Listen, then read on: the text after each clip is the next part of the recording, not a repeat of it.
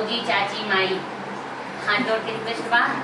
आप सब इतना जने है सबके चैनल का आप सब देखते ही हैं कि नाम बताओ तब ना जरूर बा हम नाम बताओ तो सबे हो जाए आप सब दीदी खाली भागा के सबका बाकी मेरा खाली सुमन ऑफिशियल इन दो जने के ऊपर अगर एक गाना आप सब मिलकर पहुंचा देते तो सुमन से कल्याण हो जाता है। सुमन ऑफिशियल सुनीता सिंह भोजपुरी मेरे चैनल का नाम है और इनके भोजपुरी।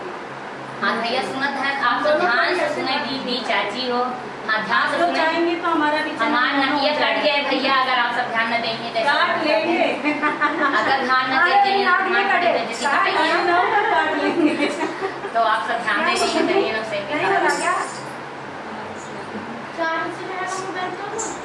कल तुम्हारा अरे आमवा फरेला गोपेदार भौजाई हो आमवा फरेला गोपेदार भौजाई दार भौजाई गोपेदार भौजाई हो आमवा फरेला गोपेदार भौजाई हो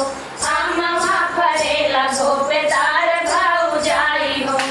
आमवा फरेला गोपेदार भौजाई हो पहली पठाउनी ससुर मोर आइले पहले पठाउनी ससुर मोर आइले उनहु संगे चीहु जिन विदाई भौजाई हो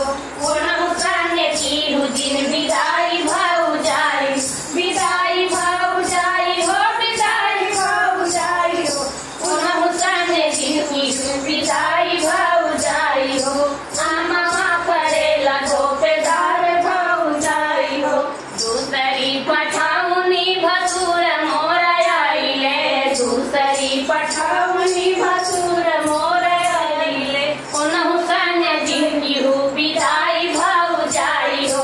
उनहु संगे जिनकी हो विदाई भौजाई विदाई भौजाई हो विदाई भौजाई हो अरे उनहु संगे जिनकी हो विदाई भौजाई हो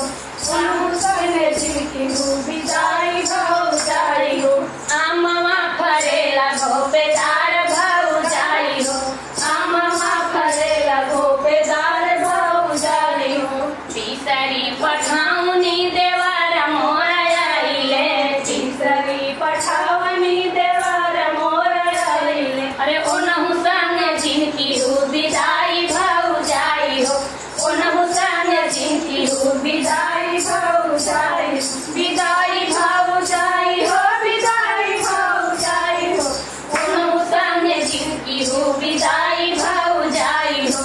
आमवा फरेला गोपेदार भौजाई हो चौथी पठाउनी बलम मोर आइले चौथी पठाउनी बलम मोर आइले अरे उनहु संगे कैदी हो विदाई भौजाई हो उनहु संगे कैदी हो विदाई भौजाई विदाई भौजाई हो विदाई भौजाई हो देखा भैया ऐसे पठवाता है ऐसे भौजाई है अरे उनहु संगे कैदी हो विदाई भौजाई हो आमवा फरेला गोपेदार भौजाई हो आमवा फरेला गोपेदार भौजाई हो। कैसा लगा भैया कमेंट करिए आप सबको।